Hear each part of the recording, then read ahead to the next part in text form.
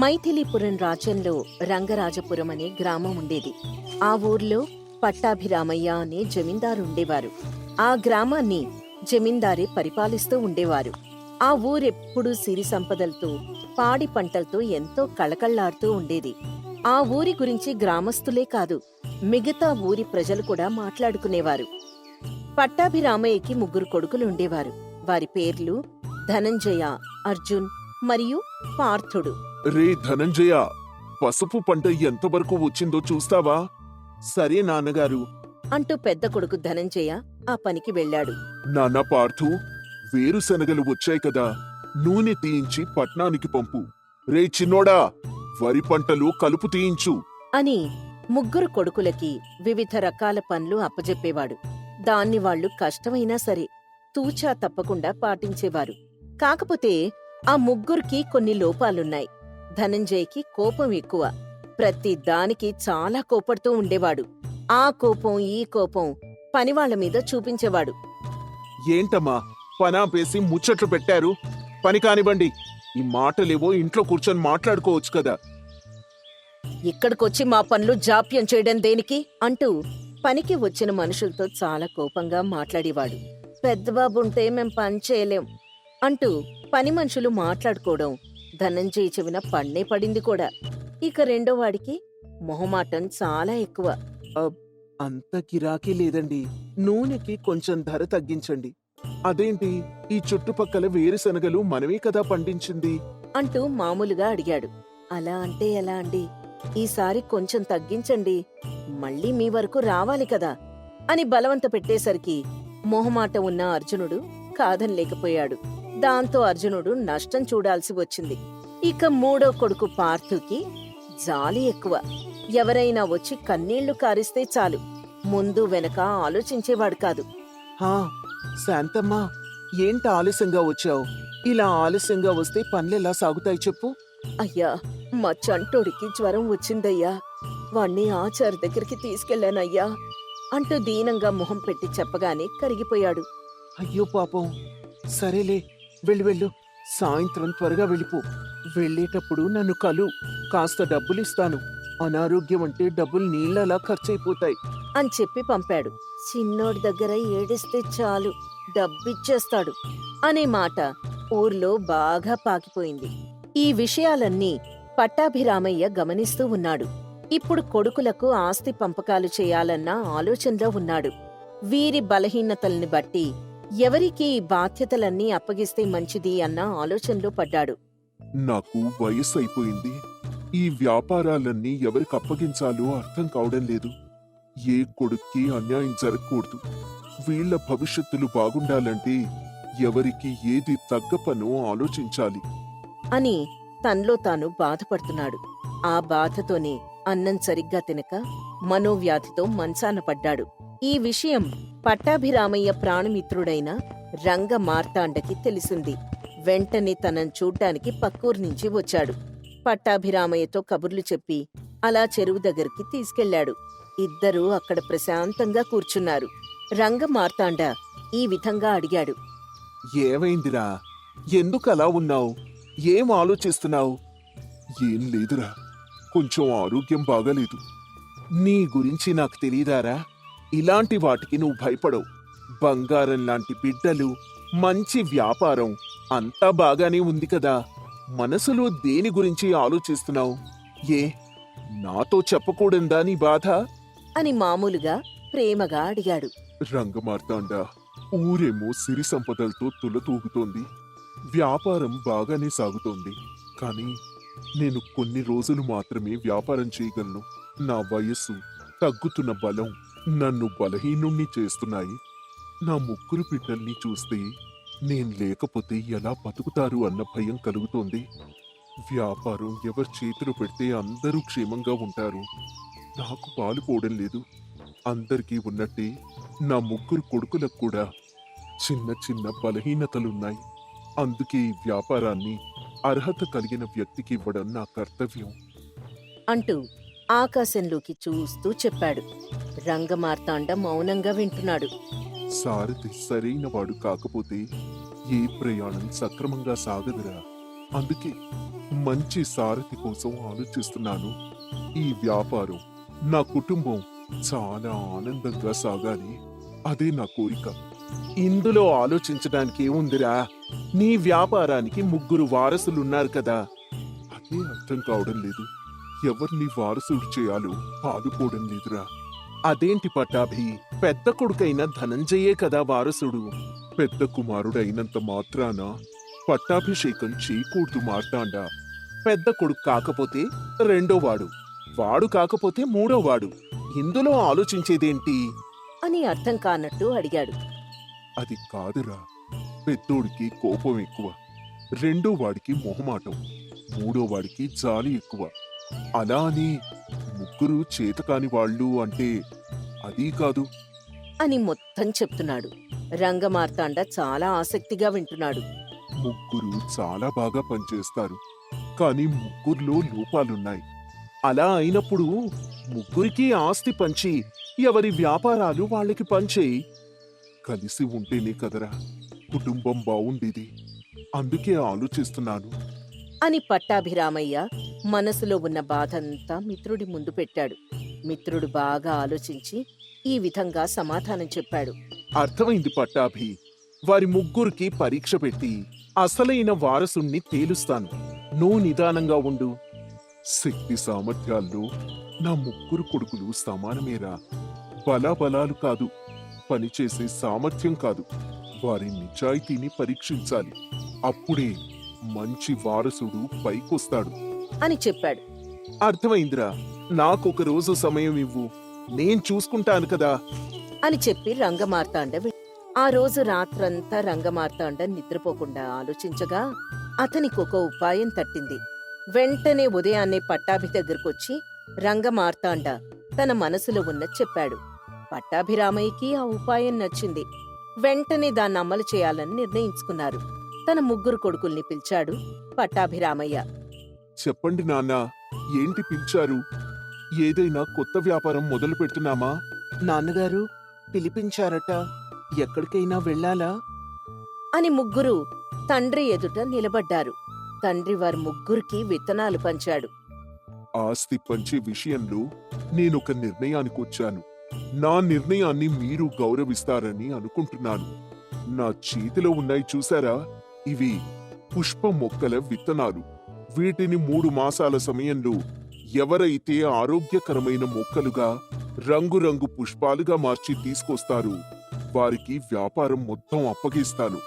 3 సమానంగా వీటిని తీసుకుని మీ జ్ఞానాన్ని ఉపయోగించి వీటిని పెంచండి.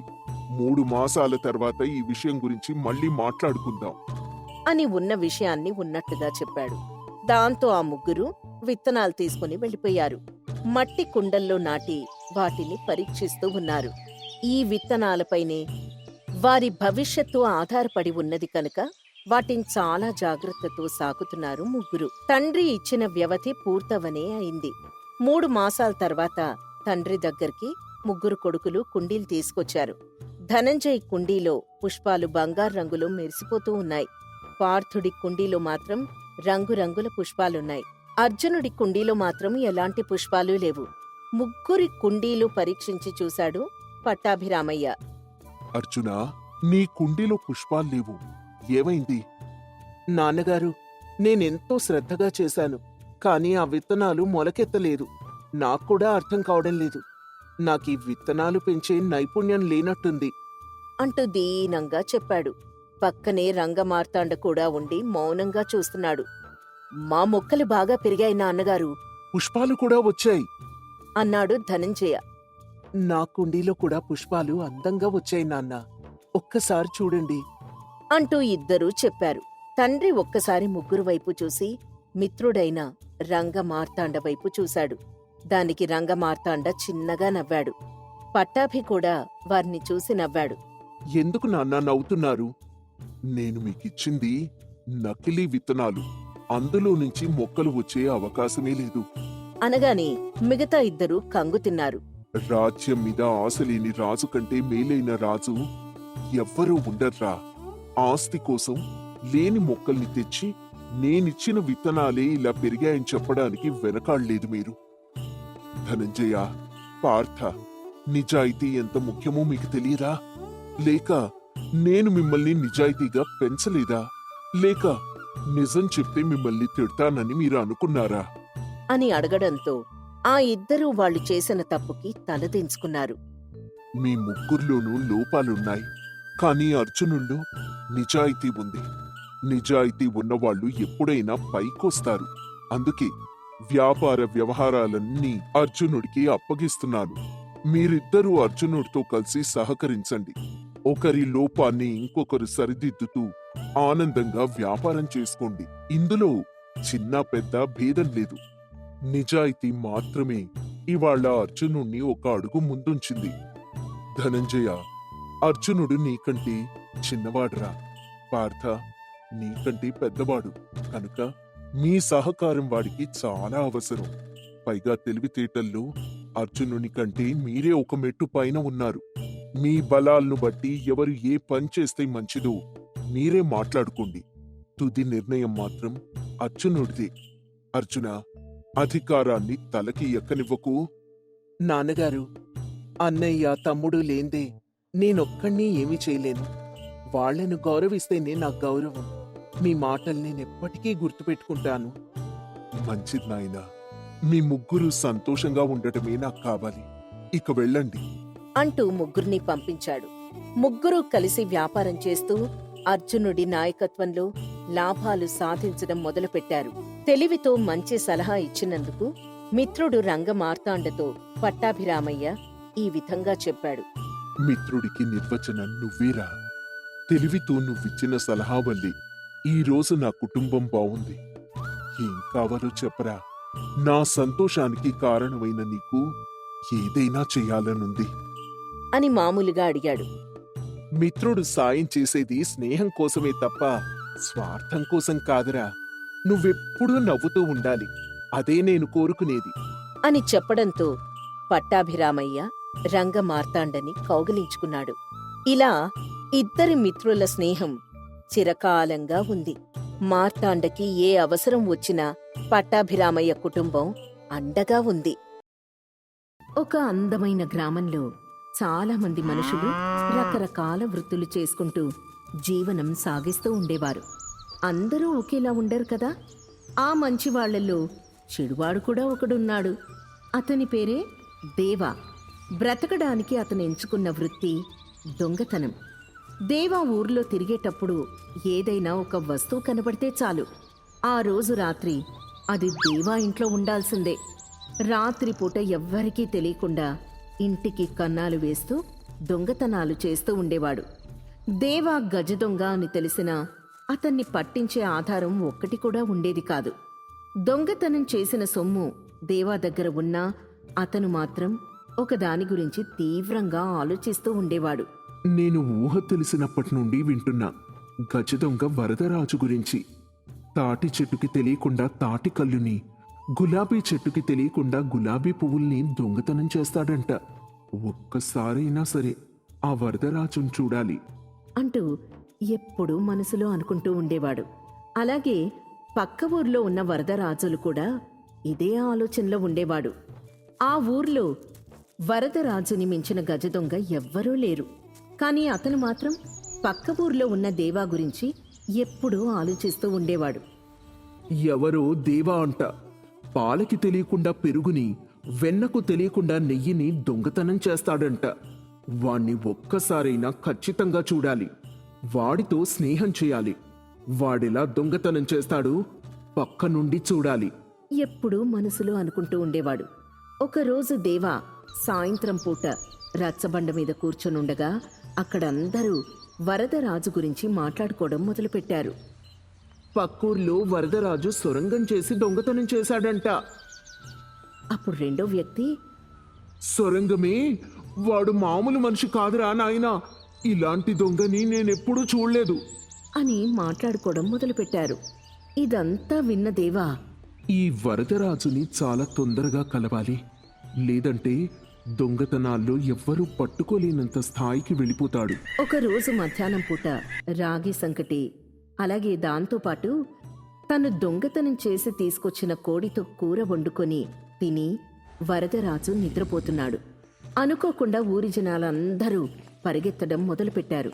దాంతో వరదరాజు కూడా ఏమైందో ఏమో అంటూ జనాలతో పరిగెత్తాడు. పొలాల్లో ఉన్నవారి కుప్పలెవరో దొంగతనం చేయడంతో జనాలందరూ ఆశ్చర్యంగా చూస్తున్నారు. ఆ, నేనైతే ఈ కుప్పలేవి దొంగతనం చేయలేదు. నా ఊరికి వచ్చి నాకే తెలియకుండా దొంగతనం చేశాడంటే వీడు ఖచ్చితంగా దేవాగాడే అయ్యుంటాడు అని మనసులో అనుకున్నాడు. ఎలాగైనా వీలైనంత త్వరగా దేవాని కలవాలని నిర్ణయం తీసుకున్నాడు. ఇంకో పక్క దేవా కూడా వరదరాజుని ఎప్పుడెప్పుడు కలుద్దామా అని ఎదురు చూస్తున్నాడు. ఒక మంచి రోజు చూసుకొని సత్తి మూట కట్టుకొని వరదరాజు ప్రయాణం మొదలుపెట్టాడు. ఈ రోజు ఎలా అయినా సరే ఆ దేవాన్ని చూడాల్సింది అని మనసులో కంకణం కట్టుకొని కాలినడకన బయలుదేరాడు. నడుస్తూ నడుస్తూ ఒక మర్రి చెట్టు కింద కాస్త విశ్రాంతి తీసుకుందామని ఆ చెట్టు దగ్గర ఆగాడు. అప్పటికే అక్కడ చెట్టు కింద కండలు తిరిగిన శరీరంతో దేవా కూర్చొనున్నాడు.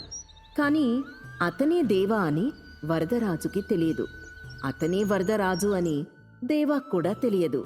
అప్పుడు వరదరాజు ఆ, ఏమండి కాస్త జరుగుతారా అని అడగడంతో దేవా కాస్త జరిగాడు. అలా ఇద్దరూ అక్కడే పరిచయమై ఒకరి వివరాలు ఒకరు తెలుసుకునేదాకా వచ్చారు. మీ పేరేంటి? ఆ, నా పేరు దేవా, మాది నాగేంద్రపురం. అనగానే వెతకబోయిన తీగ కాలికి తగిలినట్టు వరదరాజు చాలా సంతోషించాడు. ఏ పని మీద వెళ్తున్నారు? ఆ, పక్క ఊర్లో వరదరాజు అని ఒక మనిషి ఉన్నాడంట. ఆయన గురించి కథలు కథలుగా విన్నాను.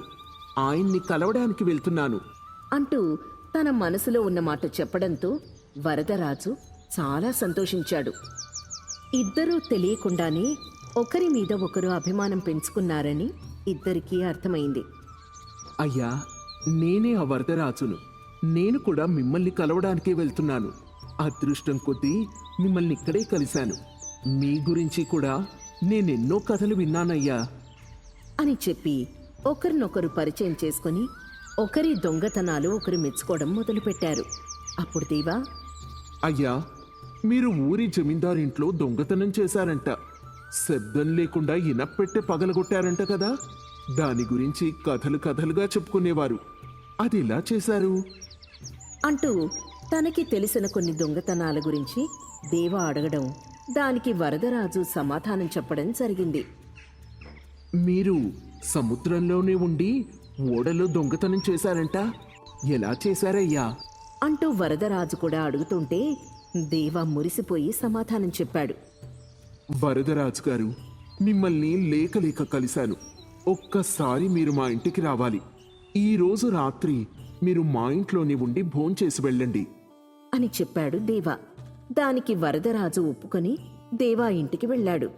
ఇద్దరూ ఇంట్లో కూర్చొని ఒకరి దొంగతనాల గురించి ఇంకొకరు బాగా ఆసక్తిగా చర్చించుకోవడం మొదలుపెట్టారు.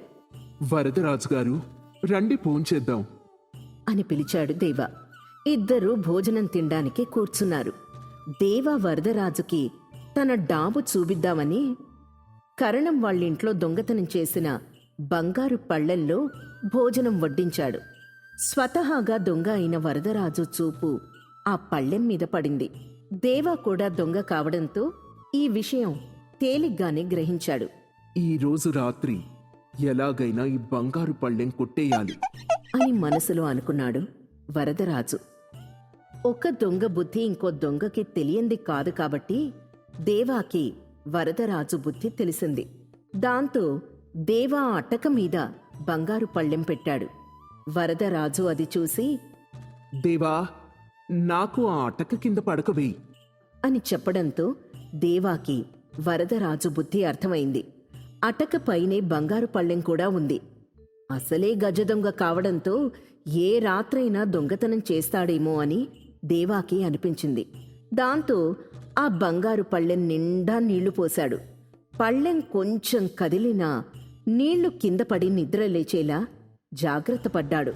తర్వాత ఇద్దరూ నిద్రపోయారు. కొంచెం అర్ధరాత్రయ్యాక వరదరాజు లేచి ఆ బంగారు పళ్ళెం చూశాడు. ఓహో, బంగారు పళ్ళెం నిండా నీళ్లు పోసావా? చెప్తా నీ పని. అని మనసులో అనుకుని వరదరాజు ఆ పళ్ళెంలో బొగ్గులు వేశాడు. ఆ బొగ్గులు పళ్ళెంలో ఉన్న నీళ్లన్నీ పీల్చుకున్నాయి. దాంతో వరదరాజు ఆ బంగారు పళ్ళాన్ని ఎలాంటి శబ్దం లేకుండా దొంగతనం చేసి అదే ఊర్లో ఉన్న చెరువులో దాచిపెట్టాడు. దానికి గుర్తుగా ఒక కర్రన్ని నాటాడు. అప్పుడే వెళ్తే అనుమానం వస్తుంది కాబట్టి వచ్చి మళ్ళీ దేవా ఇంట్లోనే పడుకున్నాడు. కాసేపటికి దేవాకి మెలకువ వచ్చి చూశాడు. అక్కడ బంగారు పళ్ళెం లేదు ఓహో, పళ్ళెం కొట్టేశాడా? అని వరదరాజుని బాగా గమనించాడు. వరదరాజు మోకాలి వరకు తడిసి ఉండడం దేవా చూసి, మోకాలి లోతు నీళ్లు అంటే ఇది మన ఊరు చెరువు అన్నమాట. బంగారు పళ్ళెం అక్కడ దాచిపెట్టావా? అనుకుని దేవా చెరువు దగ్గరికి వెళ్ళాడు. అక్కడ చెరువు మధ్యలో ఒక కర్ర ఉండడం గమనించి ఆ కర్ర దగ్గరికి వెళ్ళాడు. అక్కడ చూస్తే బంగారు పళ్ళెం ఉంది. దాంతో ఆ బంగారు పళ్ళెం తీసుకుని దేవా ఇంటికొచ్చాడు. తర్వాత రోజు ఉదయం వరదరాజు లేచి చూడ్డంతో అక్కడ బంగారు పళ్ళెం ఉంది. దేవా, మీ ఇంట్లో 2 బంగారు పళ్ళాలున్నాయా? లేదండి, ఒక్కటే ఉంది. ఇది మీరు చెరువులో దాచిన బంగారు పళ్ళెమే.